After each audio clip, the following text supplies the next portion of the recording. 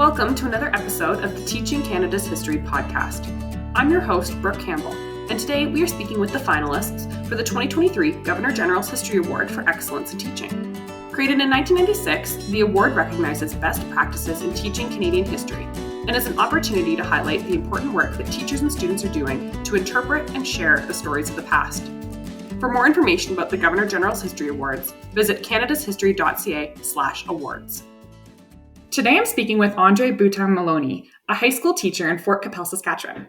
Thanks for chatting with me today, Andre. Thanks so much for having me, Brooklyn. To start things off, can you tell us more about the project that you and your students did? It started out as this mapping exercise, but we wanted to layer in this idea of some, not just mapping for the sake of mapping, but some deeper meaning, some social justice.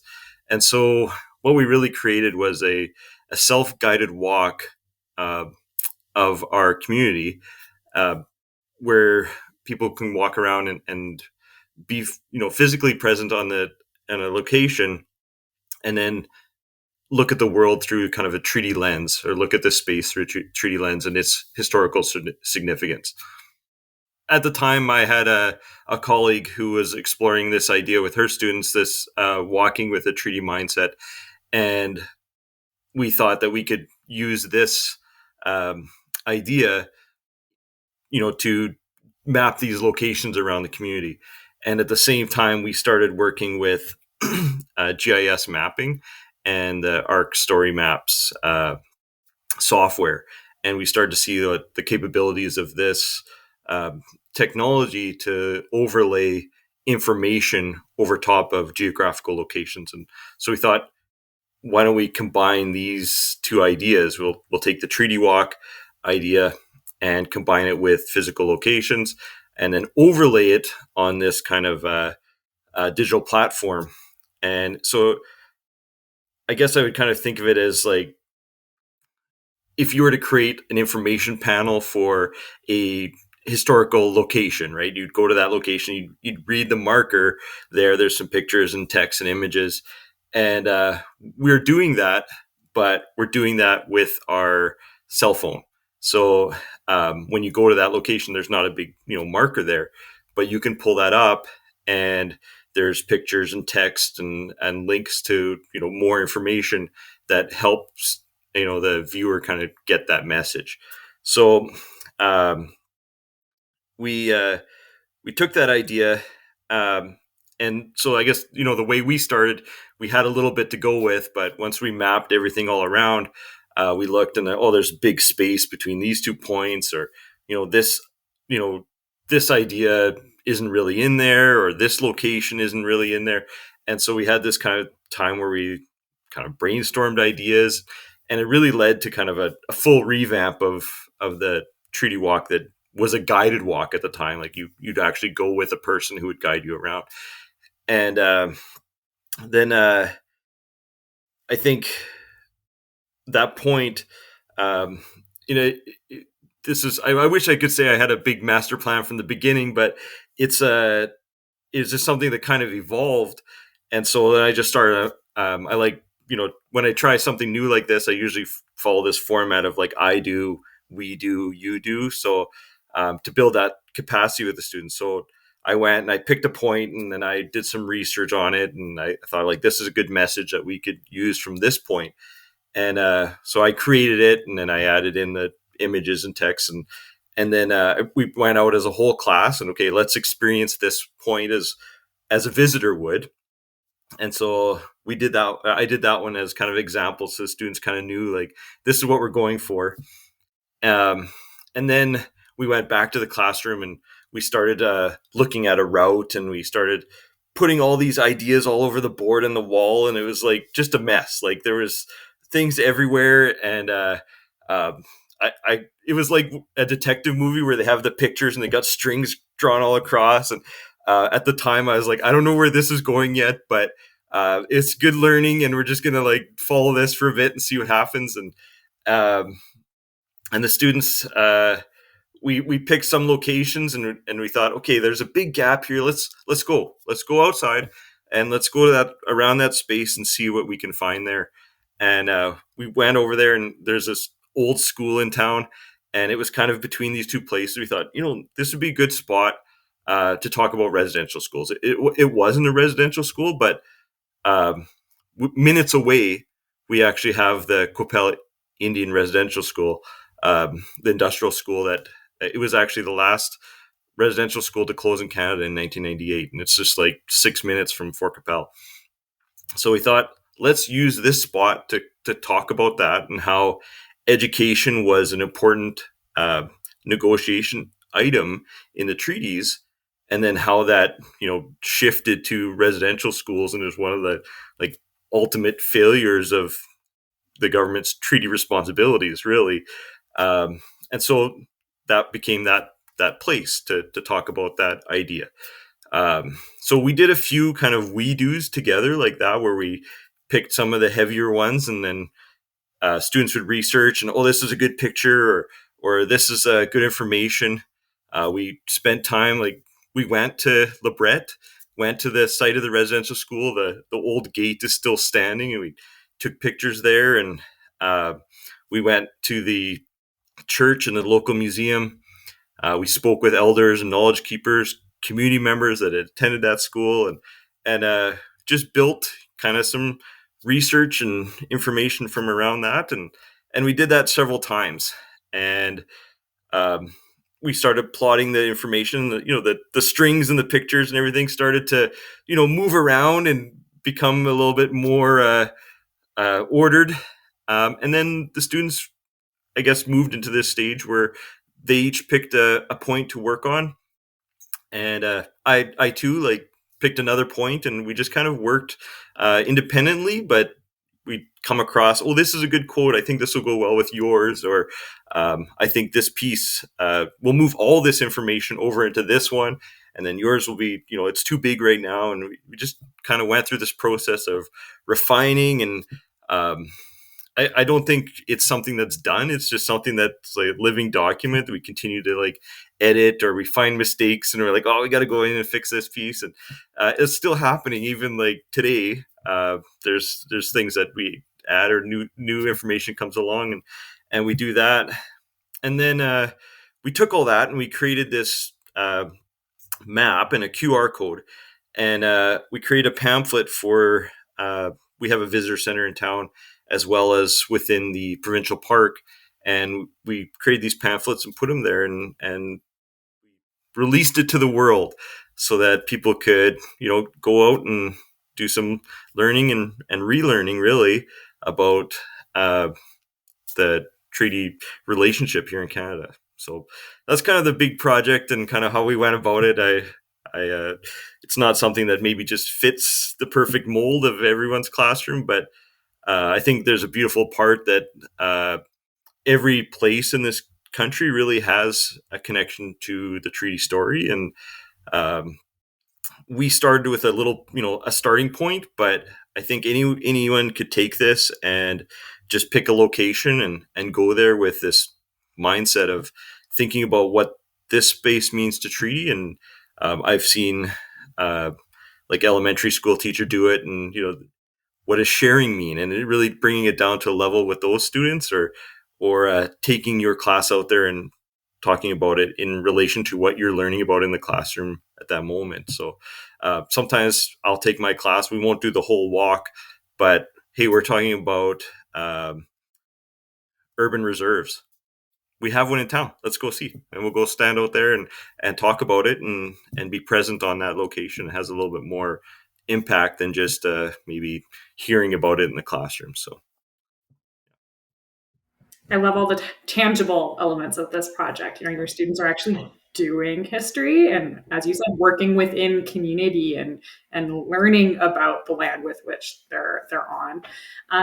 Can you speak to how the project allowed your students to utilize and strengthen their historical thinking skills?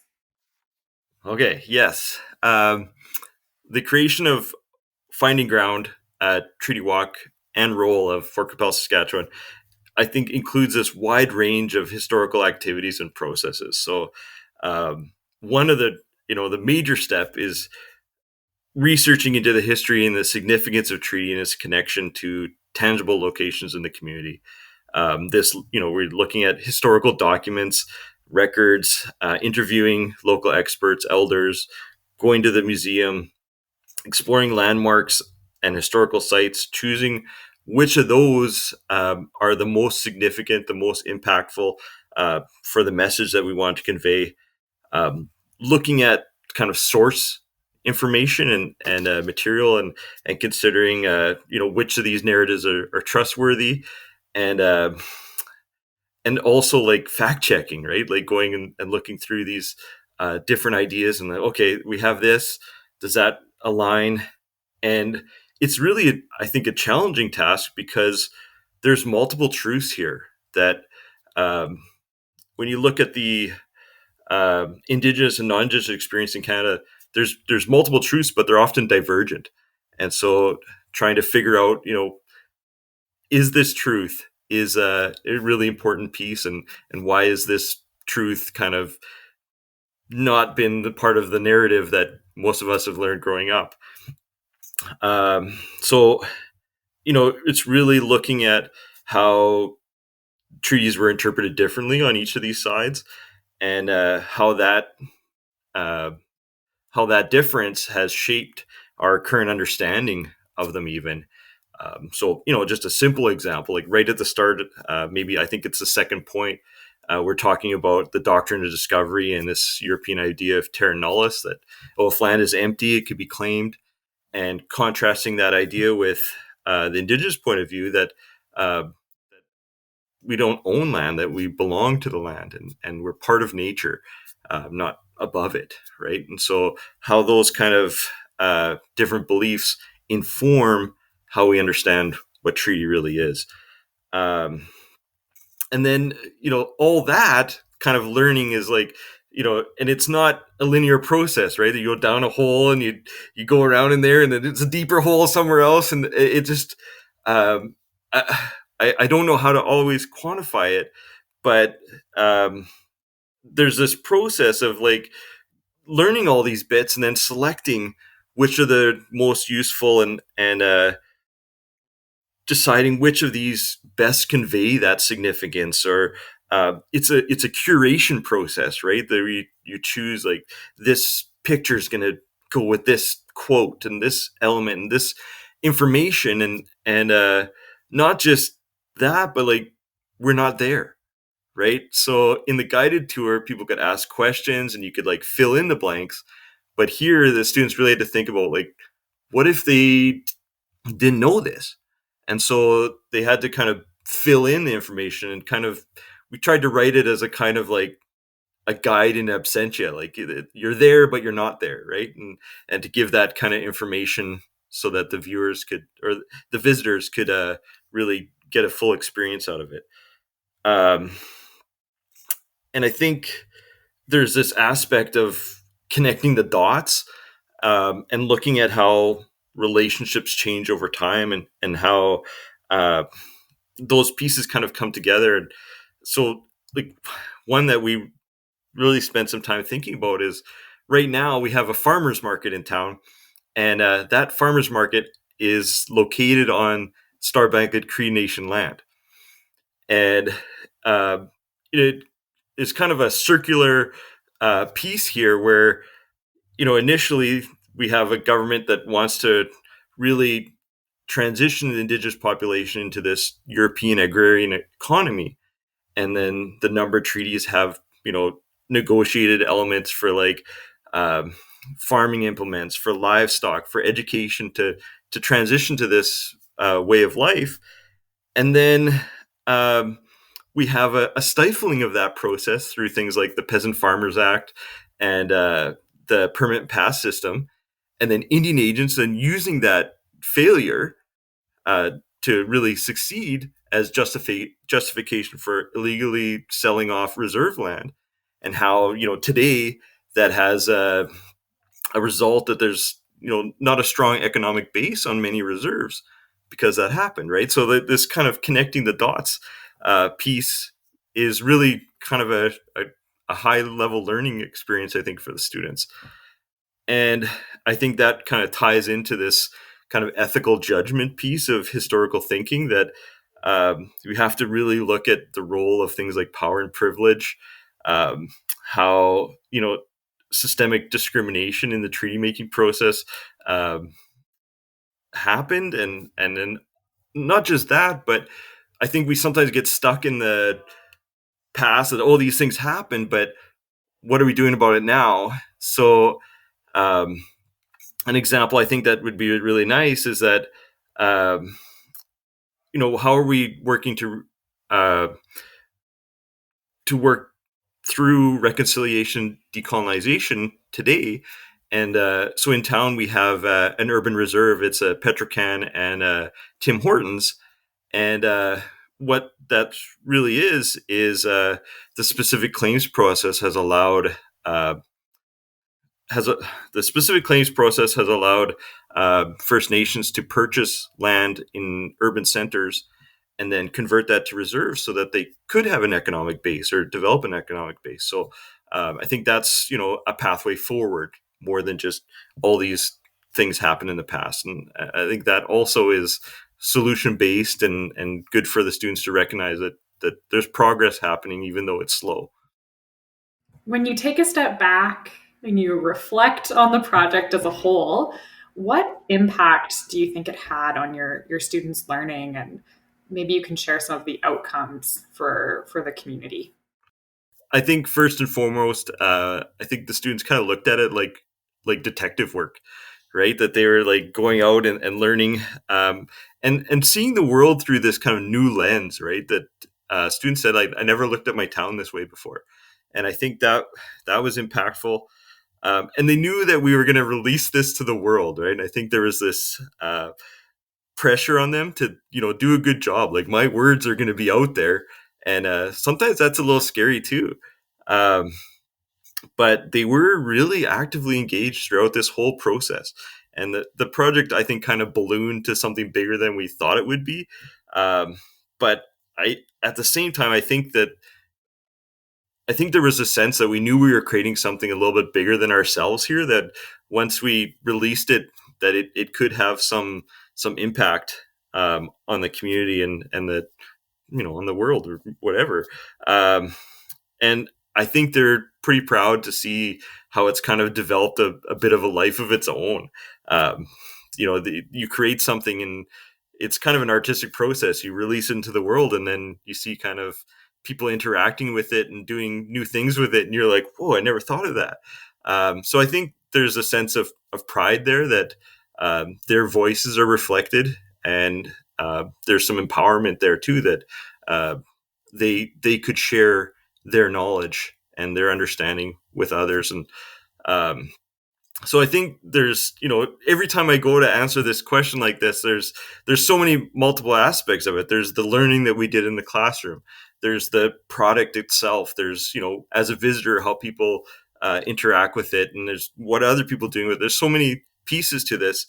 But I think what we really wanted was to, create a social justice piece where we promoted some understanding and some reconciliation um, between Indigenous and non-Indigenous ideas, and provide some place for dialogue to reflect about the legacy of treaty.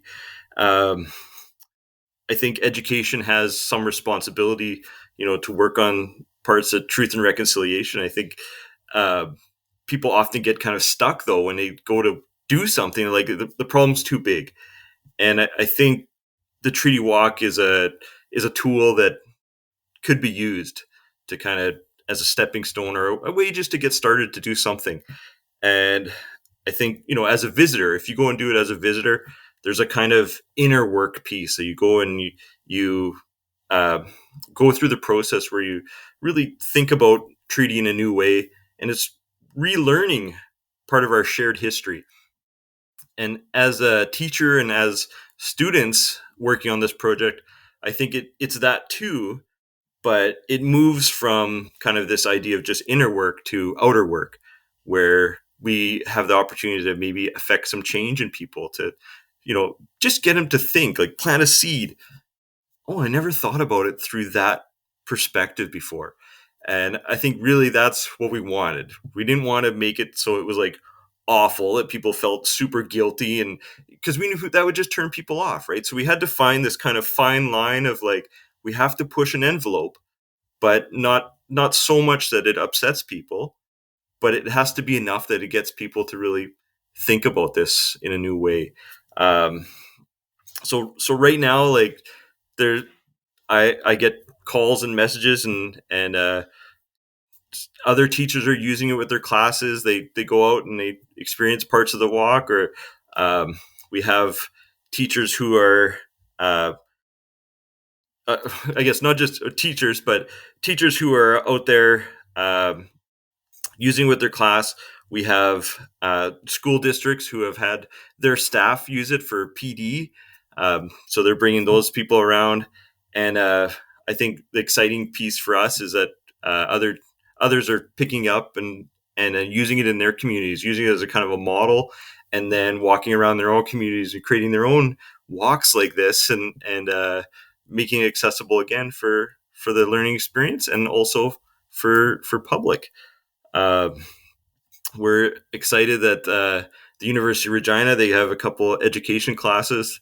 They've been using it and exploring this concept as a new pedagogical process. And I mean, that's all I'm kind of like in the low end. I just do things with students, and then we analyze them after, and they're like, oh, you did all these things. I'm like, I didn't realize at the time I was doing that. But I think sometimes you have a crazy idea and you work with students, and it works out, and you trust kids, and you come up with something pretty amazing. So, at the university level, or there's a new academic paper coming out where, I guess I have the name of it here somewhere. It's a publication called Material and Digital Artographic Explorations, Walking Matters. And so there's a chapter in there where we explore this concept of treaty walking. And then, it's going to be released to an even wider audience. So it's exciting to see all these kind of things kind of develop from it.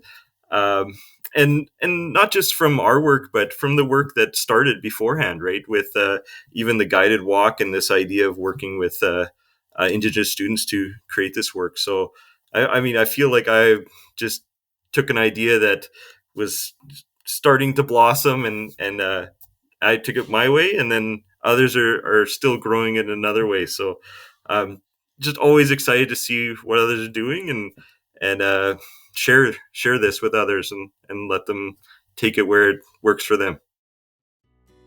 Thank you so much, Andre, for sharing more about the Treaty Walk and all of the wonderful learning that's taking place in your classroom. Thanks so much for highlighting this and letting us share it. Thanks so much.